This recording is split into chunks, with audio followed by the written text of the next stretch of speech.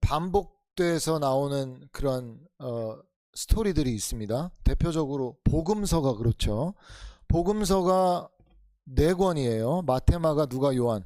그러면 전 처음에 성경을 통독할 때 한 번 마태복음 다 읽었는데 또 예수님 얘기가 시작되고, 그것도 다 읽었는데 또 예수님 누가복음이 시작되고 할 때 다소 물론 귀한 하나님의 말씀이지만 또 예수님 또 얘기가 또 되네 이러면서 다소 마음에 다른 얘기 읽었다가 또 읽었으면 좋겠는데 이렇게 이럴 때도 있었거든요.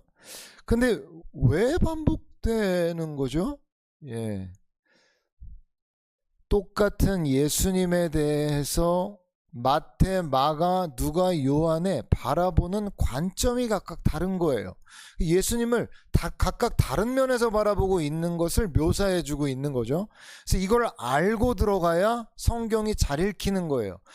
마태복음은 만왕의 왕 되신 예수 그리스도에 대해서 그걸 집중적으로 말씀하고 있고, 마가복음은 종 되신 그리스도, 누가복음은 인자 되신 예수님의 인성에 대해서 강조하고 있고, 요한은 하나님의 아들 예수 그리스도 신성에 대해서 강조하고 있어요. 그러니까 각각 바라보는 면이 다른 거예요. 똑같이 예수님 얘기 같은데 달라요. 관점이 다른 거죠. 그리고 우리가 오늘 읽고 있는 이 역대기 성경도 이 바로 이전 성경이 뭐예요? 물론 역대상이죠. 근데 역대상 앞에 어떤 성경이 나오냐면 열왕기가 나오잖아요. 열왕기 상하를 읽으면 왕들의 얘기예요. 이스라엘과 유다의 왕들 얘기인데, 역대상 들어가면 이제 진짜 졸린 부분이 나와요. 여러분은 안 졸릴 수도 있는데 족보 얘기가 계속 나옵니다. 그러면서 아니 이 얘기를 왜 하는 거야? 라고 하다가 쭉 넘어가면 이제 왕들 얘기가 또 사울부터 다윗 하면서 쭉 왕들 얘기가 나오거든요. 그러면 이거 역대 상하에서 열심히 읽은 얘기가 또 나오는데 이거 왜 이렇게 되는 거야? 네. 제가 말씀드렸죠. 관점이 다른 거야. 관점이. 열왕기는 왜 어떤 목적으로 쓰여졌냐면 바벨론 포로에서 돌아왔던 이스라엘 백성들에게 왜 하나님의 백성이 멸망하였는가에 포커스를 두고 있어요. 그래서 이래서 망했구나. 우리가 말씀을 떠나면 이런 결과, 이런 심판을 받는구나. 이런 관점들을 강조해서 쓰여진 게 열왕기서란 말이에요. 역대기서는요, 성전을 재건한 다음에, 그러니까 돌아와서 성전을 재건한 다음에 그 공동체가 회복되는 그 시기에 쓰여졌어요. 그래서 역대기 기자는 흩어져 있던 유대인들을 다시 결속시키고 성전 제사 중심의 신앙 회복을 강조하는데 그 포커스가 있어요. 그래서 우리가 오늘 솔로몬에 대한 얘기를 나누잖아요. 열왕기서는 솔로몬에 대해서 아주 적나라하게 그가 얼마나 악한 그 길로 가서 타락하게 되었는지를 아주 명확하게 드러내죠. 열왕기서는 이래서 솔로몬이 결국 망하고 나라가 분열됐어 라는 걸 우리에게 보여주잖아요. 근데 역대기서에서는 그러한 부분들을 다루지 않아요. 그럼 우리는 역대기 기자 이거 알면서 왜 그 얘기 안 해? 이게 아니고 관점 자체가 뭐예요? 포로 귀환에서 돌아온 그 공동체가 이제 성전이 재건이 되고 회복되는 그 시기에 우리가 이제 성전 제사 이러한 부분을 통해서 하나님과의 관계가 회복될 수 있는데, 솔로몬의 스토리 자체가 이들이 그 마음을 갖는데 그렇게 도움이 안 되는 거예요. 그래서 역대기 기자는 그 얘기를 빼요. 이런 관점을 갖고 성경을 읽어야 이렇게 쓰였구나 라는 걸 알고 들어갈 수 있는 거예요. 이거 모르면 그냥 똑같은 얘기인 것 같죠. 자, 그래서 그런 관점으로 1절을 보면 제일 먼저 나오는 얘기가 뭐냐면 다윗의 아들 솔로몬의 왕위라고 하면서 솔로몬이 누구의 아들이라는 거를 우리에게 각인시킵니까? 솔로몬은 다윗의 아들이다. 뭘 얘기해주고 싶은 걸까요? 지금 이 역대기 기자가 다윗의 아들 솔로몬. 그래서 아버지 다윗과의 관계를 얘기해주면서 다윗 언약을 우리에게 떠올리라고 주문하고 있어요.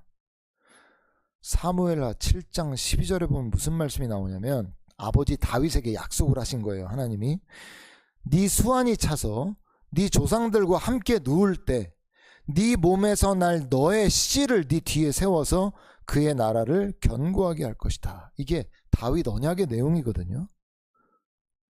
그러니까 이 내용을 읽는 우리 독자들로 하여금 하나님이 사무엘서에 약속하셨던 그 약속을 그대로 이어서 그의 아들 솔로몬에게 이어가고 계시는구나 라는 걸 우리로 하여금 보게 하시는 거예요.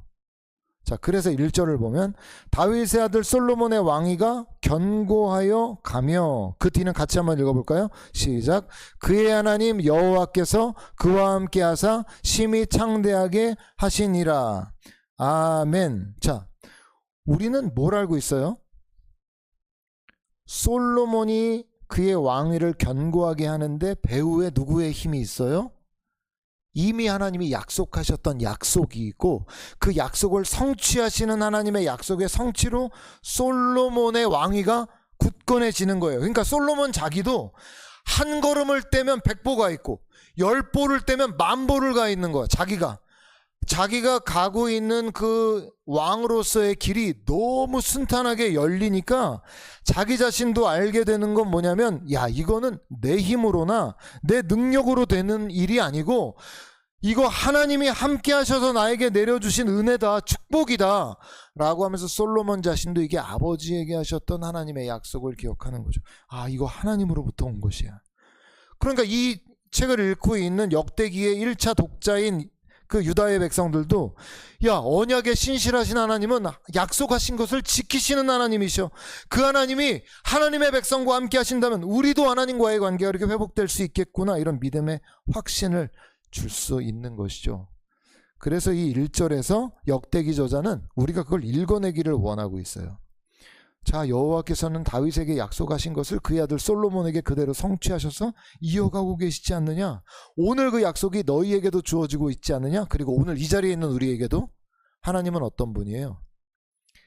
약속을 하시고 약속을 신실하게 이루어 가시는 분이시라는 거예요. 여러분 안에, 여러분이 신앙생활하면서 그 믿음을 가지고 여러분 신앙생활하고 있습니까? 이 부분이 얼마나 중요한 것인지 몰라요.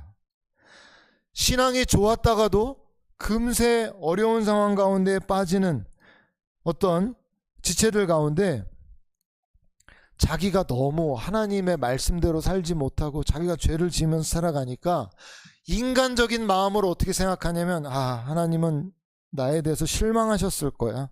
내가 지금 돌아가도 그렇게 기쁘게 받아주시지 않을 거야. 이거는 뭘 근거로 하는 신앙생활이죠? 철저하게 자기 생각, 자기 마음으로 하나님을 그렇게 판단하는 거예요. 내가 이렇게 생각하니까 하나님도 그럴 거라는 거예요. 여러분, 전혀 언약이나 약속에 근거한 신앙이 아니라 내 생각, 내 판단에 의존하죠. 하나님의 약속은 뭐였어요? 로마서 8장 1절에 보면, 그러므로 이제 그리스도 예수 안에 있는 자에게는 결코 정죄함이 없나니, 이렇게 말씀하셨어요. 왜 제가 죄를 짓거나 저도 넘어질 때 빨리 예수님 십자가 아래로 들어가느냐면, 하나님이 약속하신 약속은 그리스도 예수 안에 있는 자에게는 결코 정죄함이 없다는 하나님의 언약 때문이에요. 하나님이 그렇게 약속을 하셨잖아요. 그래서 내가 그리스도 예수 안에 들어가면 나에게는 정죄함이 없구나 라는 확신이 나에게 밀려오고, 그 관계의 회복을 내가 믿으면서 나아갈 수 있기 때문에 그 십자가 앞에 들어가는 거예요. 여러분, 그런데 전혀 말씀에 근거하고 하나님의 그 약속에 대하여 믿지 못하는 마음으로 하나님은 나를 더 이상 좋아하시지 않을 거야. 내가 돌아가도 나의 이러한 허물진 모습 바라보시면서 얼마나 그러실까. 이게 얼마나 인간 중심적 그런 신앙이냐고요, 이게. 여러분, 누가복음 15장에 보면 아버지의 사랑이 어떠한 것인지 잘 나타내주고 있어요. 여러분, 우리가 그 내용 너무 잘 알지만 탕자가 아버지가 여전히 살아계시는데 아버지 유산 내놓으십시오 이래갖고, 이게 무슨 얘기죠? 아버지가 살아계시는데 유산 내놔라, 이게 무슨 말이에요? 나에게는 아버지는 죽은 거나 다름없으니까 돈 내놓으십시오, 이렇게 얘기하는 거예요. 정말 자식이 아버지에게 해서는 안 되는 말이죠. 그죠? 근데 아버지에게 유산 내놓으십시오. 그래서 그거 가지고 나가서 먼 곳에 가서 다 탕진해버리고 거기서 아주 어려운 환경에 처해요. 여러분, 그런 완전히 오늘날 우리가 말하자면 페류나와 같은 그런 아들이 저 멀리서 돌아오는데 아버지의 반응을 여러분 잘 떠올려 보세요. 아버지가 어떻게 하죠?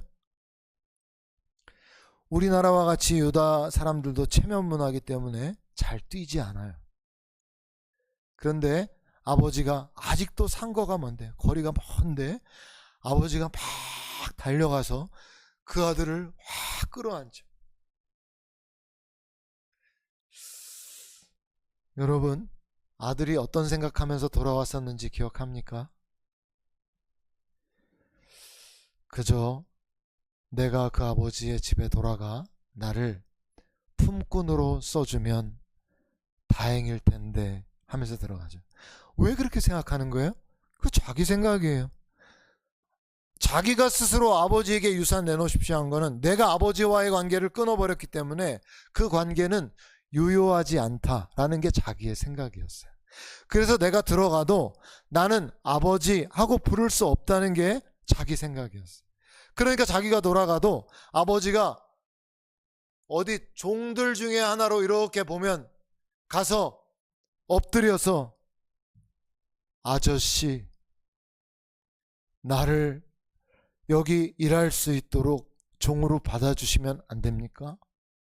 이럴 참이었어요. 그리고 고개를 푹 숙이고 너무 부끄럽고 수치스러운 마음으로 고개를 숙이고 조마조마한 마음으로 가는데 아버지는 저 멀리서 막 달려오는 거예요. 막 달려와서 그 아들을 확 끌어안죠.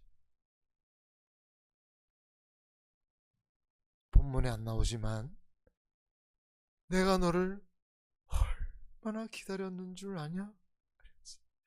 아버지가 팍 끌어안고 얼마나 아버지가 기뻐하며 아들을 끌어안나 몰라요.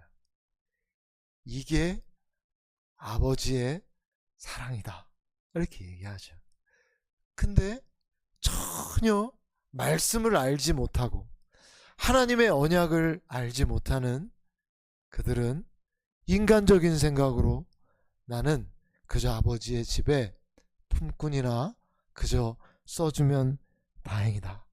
이게 전혀 하나님의 언약과는 약속과는 저 먼 자리에서 신앙생활하고 있는 어쩌면 오늘날의 크리스찬들의 모습을 보여주고 있는 것 같아요.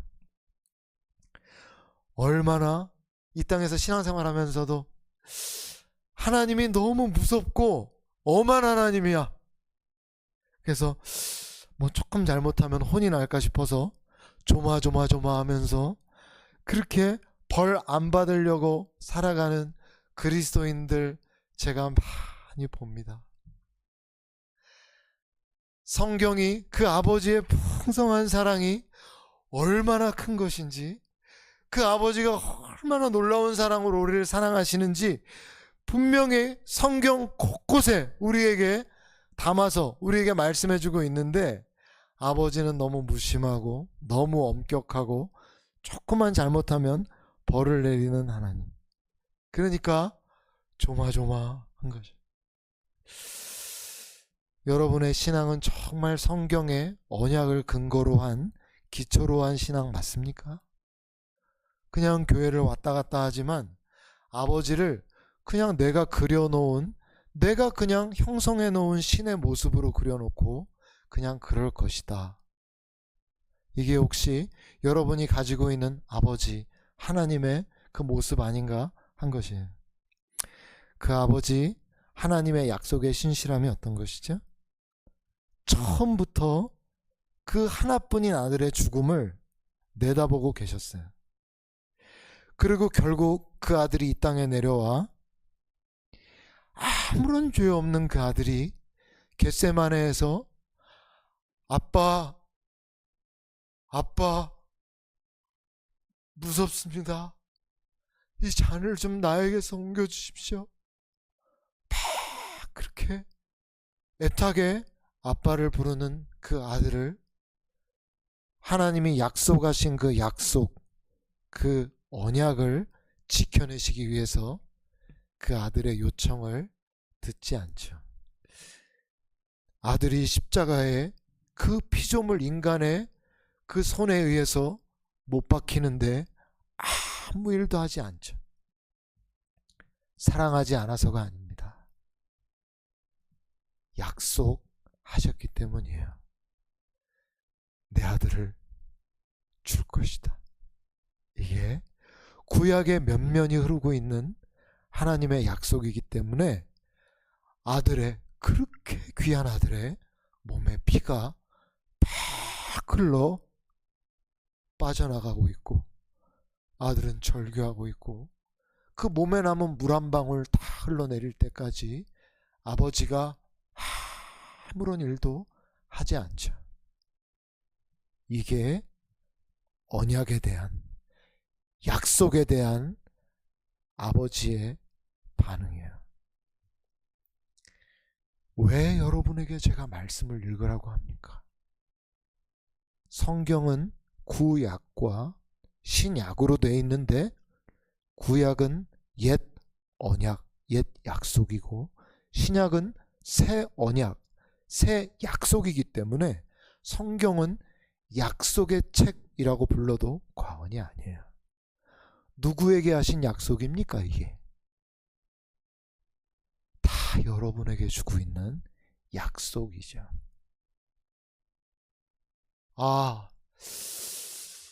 내가 교회 다니는데, 내가 장로인데, 그래도 체면상 한 두세 장은 읽어야 되는데, 내가 집사인데, 내가 한 장은 읽어야 되는데, 이래서 읽는 겁니까?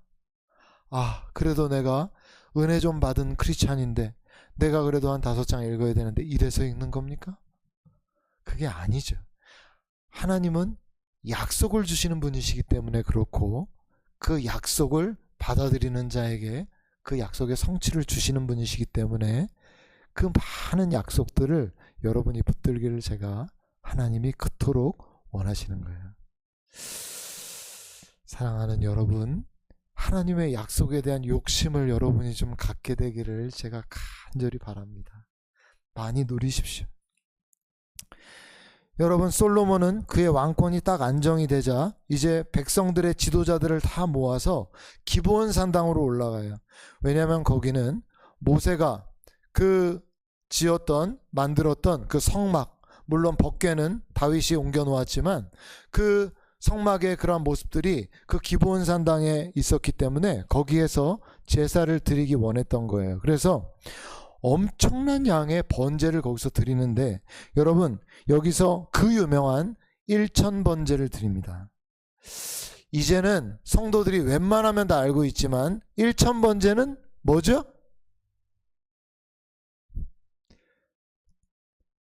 1000일 동안 제사 드린 거 아니죠, 그죠? 예. 1000마리의 번제 드린 거다. 이제 요새는 그나마 목사님들이 하도 그거 아니라고 얘기하니까 이제 좀 어느 정도 아는 것 같은데 1000번제는 1000마리의 제물이에요. 근데 여러분, 그래 1000일 동안 드린 게 아니라 1000마리구나. 여러분, 1000마리면 가볍습니까? 여러분, 1000마리면은 오늘날 돈으로 따지면 얼마인 줄 아세요? 소 1000마리. 여러분, 한우가 얼마나 비쌉니까 여러분? 한우 한 마리 얼마겠어요? 싸도 여러분 대충 계산해도 아주 낮게 쳐도 50억이에요. 네. 뭐 내가 드린 헌금도 아닌데 뭐 여러분 그럴지 몰라도 아무리 부자여도 예배 한 번 드리는데 헌금이 얼마예요? 여러분, 예배 한 번 드리는데 헌금 50억 드릴 수 있겠어요? 여러분이 아무리 워렌 버핏이어도?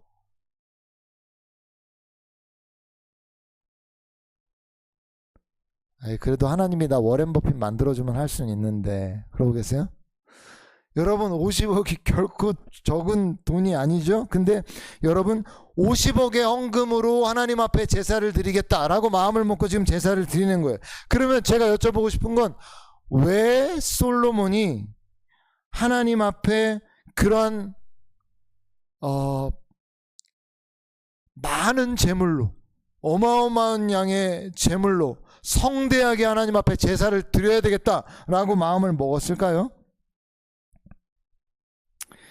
여러분 솔로몬의 통치 초기에 그는 분명히 알았던 것 같아요. 아까 말씀드린 것처럼 자기가 왕권을 세워가는 데 있어 하나님의 역사가 자기와 계속 함께하고 있다는 걸 알면서 이거 정말 중요한 건 하나님 앞에 내가 어떻게 행하는가가 중요하다. 그래서 하나님을 첫 자리에 모셔드리고 이스라엘의 진정한 왕으로 하나님을 모시는 것이 나의 통치에 있어서 가장 중요하다라고 마음을 먹고 그렇게 통치의 시작에 있어서 성대한 제사를 하나님 앞에 드리면서 이렇게 고백한 거죠. 하나님, 이 나라는 저 솔로몬의 나라가 아니라 솔로몬의 나라 이전에 하나님의 나라입니다 라고 이렇게 선언하고 선포한 거예요. 그래서 여러분, 솔로몬이 의도를 했던 의도를 하지 않았던 그의 통치 초기에 그 민족의 지도자들과 백성들로 하여금 솔로몬은 하나님 앞에서도 저렇게 온전한 중심을 가진 온전한 왕이야 라는 그러한 인식을 주었을 거예요. 그래서 정치적으로나 종교적으로도 부족함 없는 왕으로 하나님 앞에 또 백성들 앞에 보여졌을 거예요. 여러분, 그 출애굽기를 보면 하나님께서도 출애굽한 이스라엘 백성들에게 초태생은 내 것이라 라고 말씀하셨어요. 초태생이 뭐예요? 처음 난 것이에요. 그래서 당시에 이스라엘의 장자들, 그들을 대신해서 양을 드렸죠. 그리고 너희가 키우는 가축이나 너희 모든 그 생축들 중에서 첫 것들은 내게 바쳐라. 하나님이 이렇게 말씀하셨어요. 그리고 안식일도 거룩하게 지키라고 말씀하셨어요. 초태생이나 안식일을 지켜라. 정신은 똑같은 건데 뭐예요? 하나님이 뭘 원하시는 거예요? 하나님을 어디에 두라고요? 너희 인생에, 너희 존재의 첫 자리에 두라는 거예요. 여러분, 오늘날도 하나님께서는 이렇게 하나님을 첫 자리에 모시는 사람들을 통해서 그를 축복하셔서 하나님 나라를 확장해 가세요. 왜냐하면 그는 하나님을 왕으로 모신 사람이기 때문에 아무리 많은 축복을 부어줘도 변질되지 않을 것이기 때문에 그래요. 물론 아예 안 그럴 위험이 없는 건 아니지만 하나님이 그래도 인정하시는 거죠. 여러분, 왜 이스라엘 백성들 광야에서 안식을 지키라고 하셨어요? 왜 안식일 전날에 2배로 만나를 내리게 하셨어요? 이유가 뭘까요?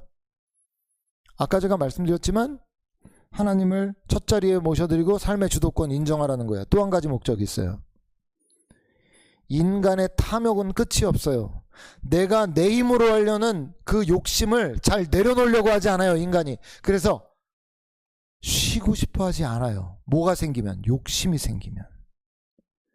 그 욕심이 그 사람을 죽여가도 내가 이루고자 하는 갈망과 열망이 너무 강하기 때문에 자기를 멈추지 않으려고 해요. 계속 달려가거든요. 그러면 어떻게 될까요? 자기를 파괴시키게 되겠죠. 하나님이 그들을 보호하시려는 거예요. 여러분, 실제로 우리가 쉬지 않고 계속 일하면 생산성이 올라갈 것 같지만 이거는 세상적으로도 의학적으로도 다 검증도 된 부분들이에요. 인지심리학자들이 연구를 했는데 인간의 집중력이라는 게 영구적이지 않다고 그렇게 말하면서 지속적으로 한 가지 일에 계속 몰두하면 집중력이 서서히 고갈된다는 거예요.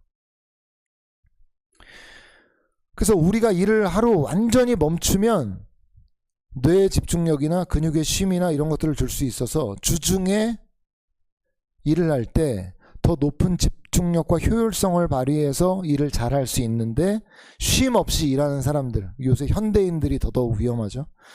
그런 것들을 경고하는 거예요. 여러분 생각해 보세요. 아르키메데스가, 이거 유명하죠. 이거 예능에서 이거 많은 질문 나오는 그 퀴즈 중에 하나인데 그가 외친 한마디가 유명하잖아요. 뭐라고 외쳤을까요? 그러니까 뭐 연예인들이 뭐 이상한 대답 얘기하잖아요. 근데 아르키메데스가 뭐라고 외쳤죠? 유레카라고 외쳤잖아요. 유레카. 그 어디서 외쳤는지 기억하세요?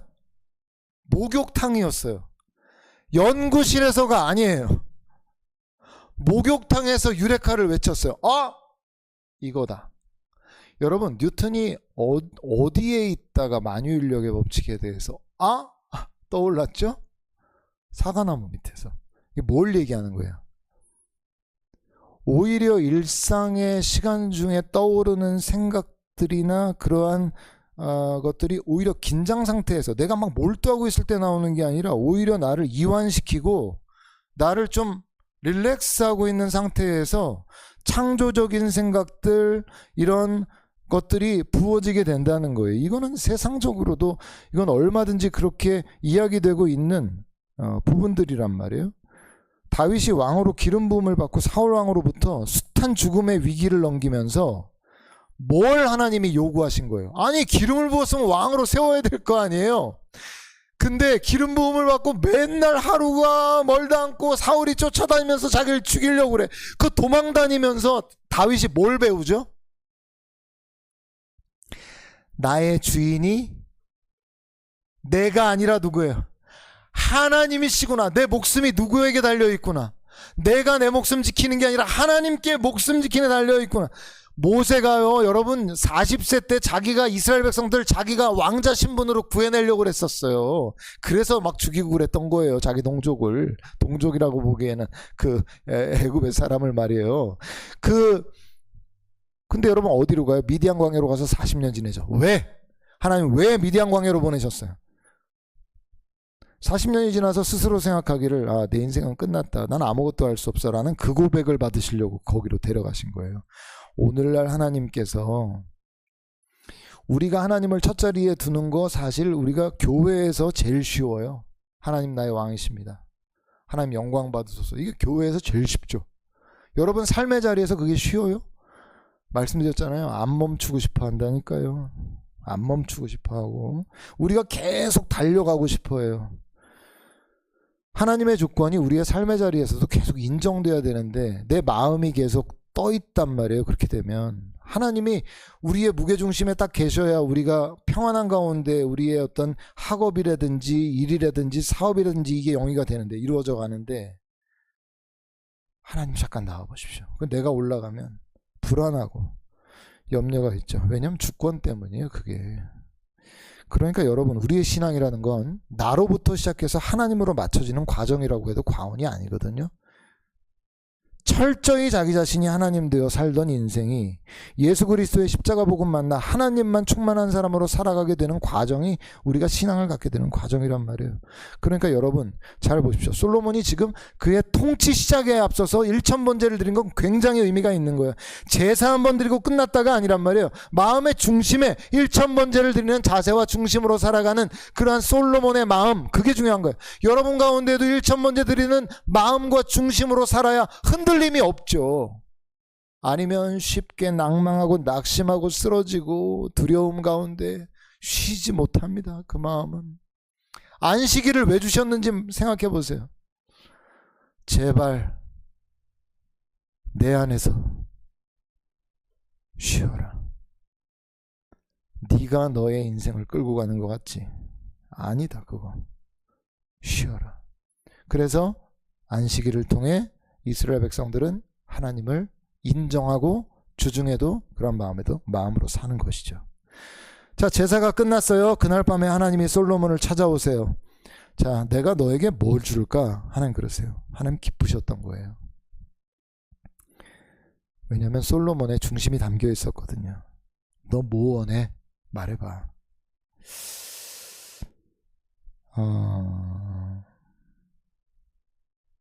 근데 솔로몬이 한 걸음 더 나가요. 하나님, 이 이스라엘 백성들 저에게 맡겨주셨는데 제가 어떻게 이 백성들을 다 다스려요? 전 능력이 없으니까. 하나님, 다스릴 능력을 주세요. 제사도 기뻤지만 하나님은 그 뒤에 나오는 솔로몬의 고백이 더 마음에 흡족하셨어요? 기뻤어요? 이러한 사람들에게 주어지는 게 뭐냐면 시편 37편 4편에 이런 말씀 나와요. 또 여호와를 기뻐하라. 그가 내 마음의 소원을 내게 이루어 주리로다. 여러분, 사람이 하나님을 기뻐하며 하나님을 기쁘시게 하는 생각 가운데 있으면 우리가 생각지도 못한 하나님의 기적을 경험하게 하신다고요. 잠언 16장 17절에도 사람의 행위가 여호와를 기쁘시게 하면 그 사람의 원수라도 그와 더불어 화목하게 하신다. 이게 하나님의 약속이에요. 여러분, 다윗도 하나님이 언제 그에게 언약 주셨냐면 그가 백향목궁에 거하서 와 이제 너무 좋아 나 성공했어 타임이에요. 백향목궁에 들어갔잖아요. 근데 하나님의 괴를 보니까 저 텐트 아래 이렇게 너무 초라하게 있어요. 예, 다윗이 마음이 아파요. 나단, 내 궁은 이렇게 좋은데 하나님의 괴가 저렇게 휘장 가운데 있네. 나 하나님 앞에 집 지어드리고 싶은데. 하나님이 얼마나 다윗의 그 마음이 기뻤는지 몰라요. 선지자를 보내서 뭐라 그래? 내가 누구에게 이스라엘 중 누구에게 집 지어달라고 한 적이 있냐? 근데 저 다윗이 내 괴가 이렇게 초라하게 있다고 가슴 아파하고 날 위해 집 지어주겠다는 마음을 품었어. 아니, 내가 지어줄게 다윗. 너의 집. 너의 가문 내가 지어줄게. 내가 너를 통해서 왕들 솔로몬뿐만 아니라 이후에 예수 그리스도까지. 그게 영광스럽게 다윗의 계보를 통해 예수 그리스도가 나오시는 그 약속을 다윗에게 주시죠. 왜? 다윗은 여호와를 기쁘시게 하는 사람이었어요. 여러분, 솔로몬의 간구 보세요. 솔로몬의 간구. 네. 하나님의 백성 잘 다스리게 해주세요. 너 부귀도 구하지 않고 장수도 구하지 않고 원수의 생명도 구하지 않고 내가 너에게 맡긴 일 잘 감당하게 해달라고 네가 구했어? 야, 내가 더한 복을 너에게 내려줄게 라고 하면서 부와 재물과 영광도 주시죠. 어떤 왕도 이후에 그런 왕이 없을 그런 축복이 부어져요. 여러분, 이게 하나님 나라의 비밀이에요. 이게 하나님 나라 비밀이에요. 사람들은 부귀를 쫓아가. 그 하나님한테 계속 애써서 하나님 부귀를 주세요라고 하면서 부귀를 위해서 하나님을 믿는 사람들도 있고, 어떤 사람은 영광을 위해서 나가는 사람도 있어. 어느 사람은 성공을 위해서 하나님 한 번만 나에게 한 번만 한 번 시원하게 밀어주십시오. 이래서 하나님을 찾는 사람도 있어. 근데 여러분, 거꾸로 된 거예요. 마태복음 6장 33절에 뭐라고 말씀하세요? 너희는 먼저 그의 나라와 그의 의를 구하라. 그리하면 이 모든 것 너희에게 더하시리라. 중요한 건 먼저예요. 먼저. 또 이걸 듣고 그래, 그럼 내가 원하는 걸 얻으려면 이게 공식이니까 먼저 이렇게, 이런 마음으로 하면 안 돼. 마음의 중심을 다해서 하나님 앞에 먼저 하나님을 모시면 하나님의 약속이 주어지게 된다는 거예요. 근데 많은 성도들이 하나님을 어떻게 믿냐면 나중에 상황 봐서 할게요, 이렇게. 하나님은 먼저 그의 나라와 그의 의를 구하라고 하는데 많은 분들이 먼저 자기 나라와 자기의 의를 구하니까 하나님의 돌보심, 통치, 역사는 경험하기가 어려운 거예요. 어떤 사람들은 하나님 나라의 일을 먼저 자리에 다 중요하게 다 배치해 놓고 세상의 스케줄을 맞춰요. 근데 어떤 사람들은 세상의 스케줄 다 정해놓고 하나님 나라의 스케줄을 만들어요. 어떤 사람들은 하나님 앞에 드릴 거 먼저 다 배치해 놓고 나중에 내가 쓸 거를 어떻게 쓸까 생각해. 어떤 사람들은 자기 쓸 거 다 만들어 놓고 남은 돈. 어떤 사람들은 재능을 하나님 나라 위해서 내가 이렇게 드리고 싶어 라는 생각 먼저 해놓고 세상에서 자기네 재능 발휘해. 어떤 사람들은 반대예요. 질서가 바뀐 거예요. 죄의 질서, 세상의 질서는 내가 먼저예요. 무조건. 하나님 나라의 질서는 하나님이 먼저예요. 여러분, 이 싸움을 우리가 싸워나가고 있어요. 세상 속에서. 목사는 성도들이 복 받으면 그게 제일 기뻐요. 예? 그래서 제가 여러분의 목자로서 저는 여러분이 복 좀 받았으면 좋겠어요. 그러려면 여러분 하나님 먼저, 하나님 첫 자리, 하나님의 영광을 추구하는 사람들이 돼야 복도 따라오는 건데, 세상 복도. 그것 때문에 하나님을 찾으니까 이게 안 맞는 거예요. 이게 안 되는 거라고요, 그게. 잘 생각해 보십시오. 지금 나는 내 주인이 진짜 누구냐? 이거 주인 진짜 하나님께서 우리한테 솔직하게 한번 얘기해 보자. 네 것, 네 시간, 네 재능, 너의 모든 것, 그거 네 거냐 내 거냐? 하나님 이렇게 물어보시면 여러분 뭐라고 답변하실 거예요, 이 자리에서? 하나님을 기쁘시게 해보라니까요. 제가 예전에 기도원에 한번 간 적이 있는데, 기도원에 갔는데 기도원 강사님이 그런 얘기를 하시는데 참 마음에, 아, 저거는 진짜 배워야 되겠다라고 생각했던 거 있어요. 자기는 늘 하루마다 오늘은 하나님을 어떻게 기쁘시게 하고 감동을 내가 드리지? 이거 고민한대요. 목회할 때도 어떻게 하면 하나님 기쁘시게 하고 감동을 내가 드리지? 근데 뭘 원해서가 아니에요. 이분은 하나님을 내가 사랑하는데 하루에 하나님을 감동시키고 싶고 하나님을 기쁘시게 하고 싶어. 그러니까 이제 매일같이 그거를 고민한다는 거예요. 그런 분의 목회가 어떻게 될 거라고 여러분 예상하세요? 내가 그분 얘기 그 이후의 얘기는 안 해드릴게요. 여러분이 여러분의 상상에 맡길게요. 그럼 제가 어떤 분 얘기를 해드릴게요. 어떤 분이 항상 하나님을 앞자리에 모셔드리고 어떤 일들을 하고 사업을 하고 어떤 삶을 살아간다 그러면 그 사람이 10년, 20년 후에 어떤 삶, 물론 이거 제가 무조건 세상적 복으로 연결시키려고 하는 건 아니에요. 그렇지만 여러분, 우리가 하나님을 중심에 모셔드리고 하나님께 어떻게 기쁨이 되어드릴까라고 하는 사람의 내면과 중심이 어떨까? 그의 가정이 어떨까? 오늘 여러분이 솔로몬의 자리에 서 있어요. 여러분이 솔로몬이었다면 어떻게 하셨겠어요? 여러분이 다윗의 아들, 여러분이에요. 자, 이제 여러분이 결정하고 선택할 수 있어요. 여러분은 번제를 드릴 수 있어요? 어떤 번제를 드리시겠어요? 제가 말씀드렸죠? 50억이었다고. 50억의 재물이 적은 거 아니라고 말씀드렸죠. 왕이라고 해도. 과연 그럴 수 있었을까? 하나님이 그 밤에 나타나셨어요. 꿈에. 야, 난 네 제사가 너무 기뻤어. 뭐 해줄까? 하나님, 이런 건 제가 전공입니다. 일단 강남 쪽에 일단 아파트 저기 하고, 그다음에 차 좀 바꿀 때가 됐기 때문에 차를 좀 주시고, 미혼 분들은 아주 그 멋진 그 드라마에서 볼 이런 배우자와 이런 대학은 전년 서울대학교 아니지, 성황대 신방과로 갈까요? 연대 신방과로. 네, 어쨌든 선택은 여러분의 것이에요. 여러분이 어떤 스토리를 써내려갈까 여러분의 역사잖아요. 어떻게 하시겠어요? 그 여러분이 결정하세요.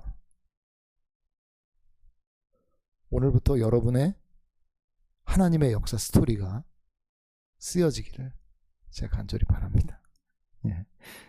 자, 여러분 주보에다가 여러분이 결단할 내용들 여러분이 좀 써보십시오.